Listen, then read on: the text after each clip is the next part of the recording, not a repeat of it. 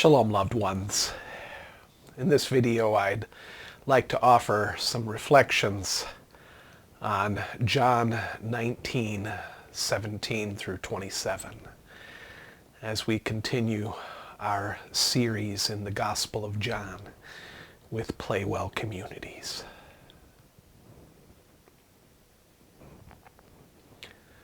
Who is Jesus?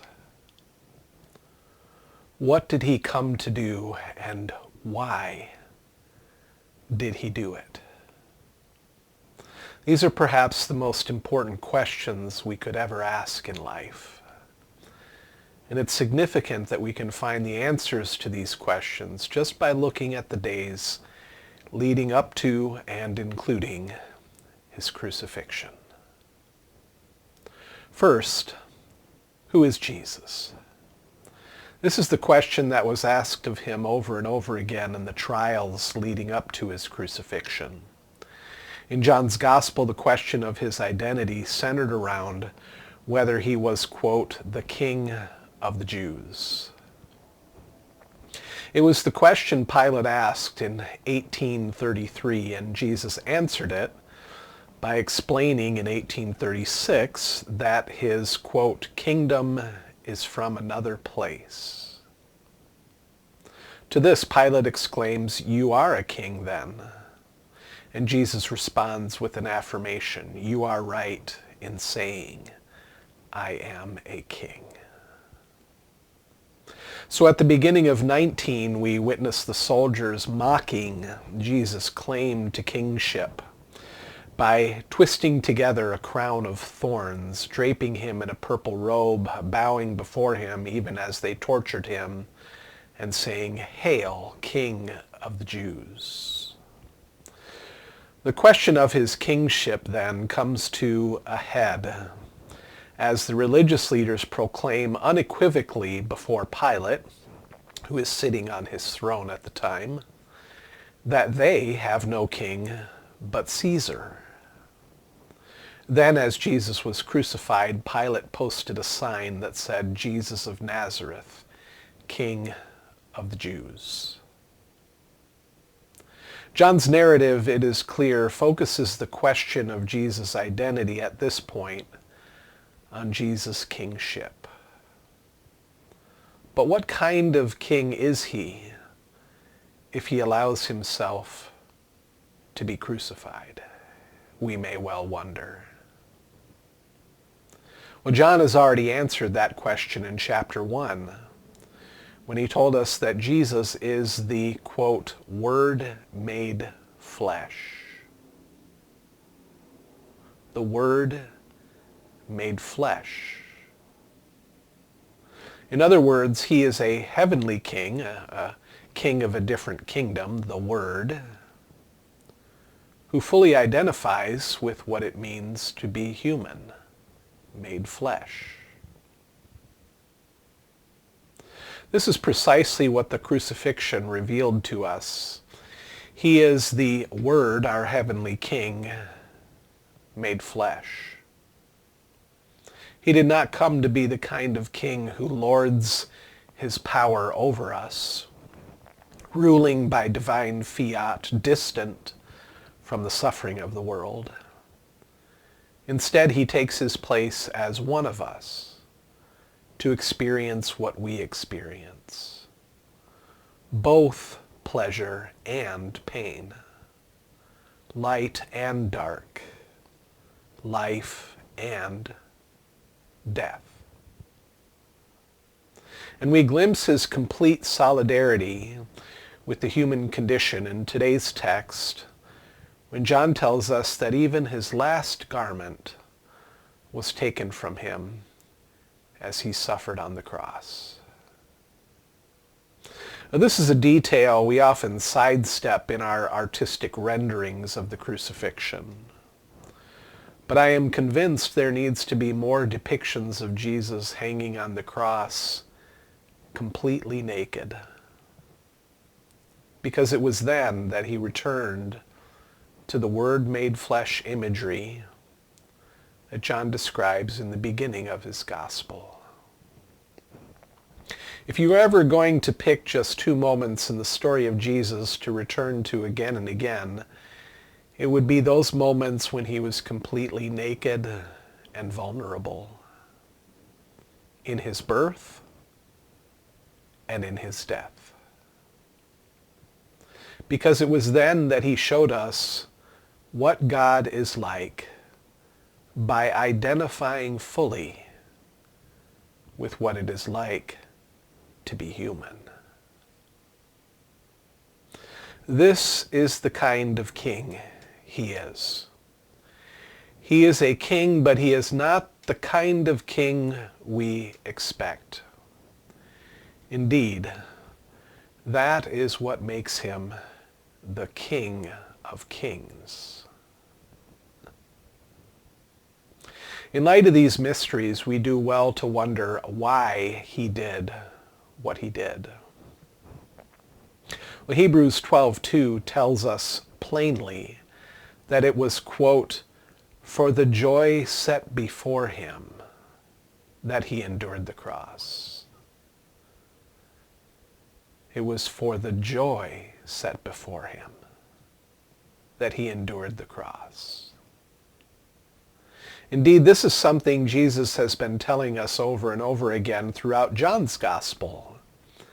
He has come not only for his own joy, but ultimately for our joy. In fact, it is our joy that is the source of his joy. In other words, what he enjoys most is to see us live in joy. In John 15 and 16, he tells his disciples that this is his ultimate goal when he says he has come so that, quote, our joy would be complete. In his prayer in John 17, he reiterates this goal when he prays that the measure of his joy would be in us. It was for our joy and his joy in our joy that he fully identified with the human condition in his birth, life, suffering, and death. Throughout his life, there are many ways he showed us what the joy-filled life looks like and what it is all about. But here at his crucifixion, he shows us once again that the pathway to the joy-filled life he has in mind for us is through the new family he has created and is always remaking. This is the kind of king he is. He is the kind of king who makes family where family didn't exist before. And it is this new making that gives him great joy, because it is this new making that is the source of our joy too. Because he identified fully with what it means to be human, he knew that we would need to live in community in order to sustain a life of joy. There's no such thing as joy in isolation. Even the practice of solitude is a practice of joy in communion with God and with the community of faith by the means of prayerful imagination. We are never alone. Our lives are immersed in the wonder of loving community. And this is the source of our joy, as well as Christ's joy in our joy. This is what makes the cross so mysteriously beautiful. For it was in his moment of deepest isolation that Jesus moved toward us by his Spirit to remind us that we belong to each other. It was in that moment that he commissioned us to care for each other, just as he commissioned John and his mother to care for one another. This is the new family that Jesus prayed about and took such joy in when he envisioned it in John 17. It was for the joy of this new family that he was creating that he could endure the suffering of the cross. There is nothing quite like the joy of being with chosen family, is there? I do believe we all have had the experience of feeling closer to this new family God is creating than to our own biological families. The tragedy of the church in our society today is that sometimes it becomes a family that betrays the spirit of safety, loving care, and mutuality that Jesus had in mind when he created it. Is it any wonder that this new family, which we call the church, can be both the source of our deepest joy and the cause of our sharpest pains? This happens because we know deep within that the church is to be a place that mimics the posture of Christ crucified, a place where Jesus invites us to be completely naked and vulnerable like him. The paradox is, it is only when we feel safe to be completely naked with others that we can know we are truly family. But it is often by that same vulnerability that we experience the sting of betrayal. This makes us reluctant to be vulnerable with our spiritual family ever again, and with good reason. And this is how it has become possible and even common today to go to church every Sunday for years and years and still feel like nobody there really knows you or cares about you. Sometimes crowded sanctuaries on Sunday morning can feel like the loneliest places to be. Sometimes church folks are not there for us when we are going through hard times.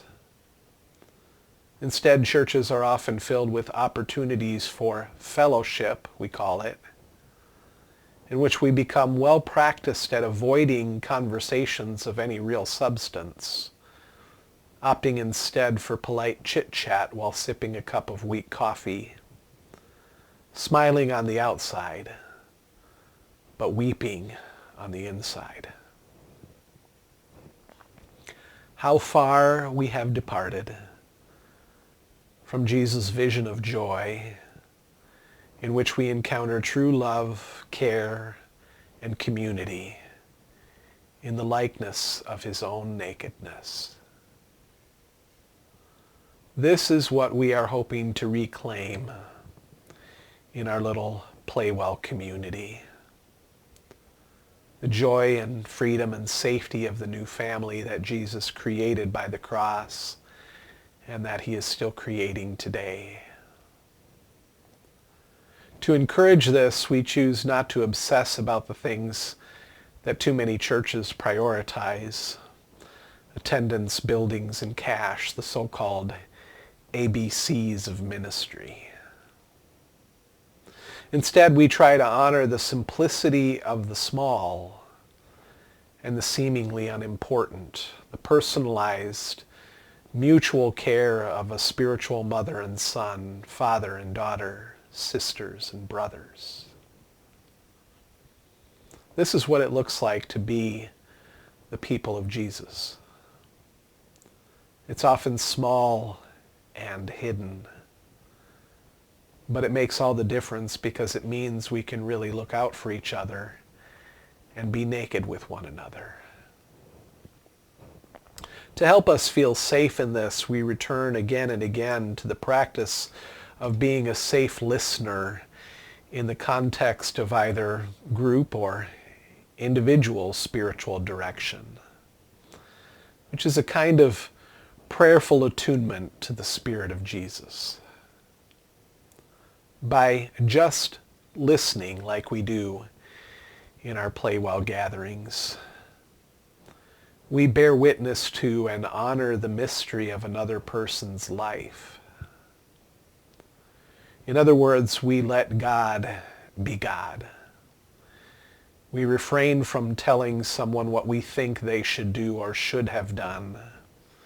Instead, we just accompany one another as each person relies upon the guidance of the Spirit and the Spirit alone in their life. It is by this practice of holy listening that we then feel safe to be naked with one another. And it's in this context that we can experience the kind of joy, grace, and freedom that Christ has in mind for us. This is why I have to say I often feel a deep ache when we have to say goodbye to one another in our PlayWell gatherings. The ache is really a response of deep joy. When you dwell in spaces of joy, you don't want to leave them. You just want to remain there. And so you long for those times when you can be together again. That's a longing for love, a yearning for belonging, to know and be known and accepted fully, flaws and all. What joy we experience when we find spaces like these. Dearly beloved, this is what Jesus came to create by way of the cross. He came to create a new kind of family. So may we continue to become the kind of family Jesus had in mind. May we care for one another as we all practice being a safe person, the kind of person with whom others feel they can be vulnerable. May we live truly in the light of Jesus, the King who fully identifies with us in our nakedness and our humanity, the King who has created and is creating a beautiful new way of living in community with one another. May we continue to be a play well, a spring of living water for thirsty souls. Amen and amen.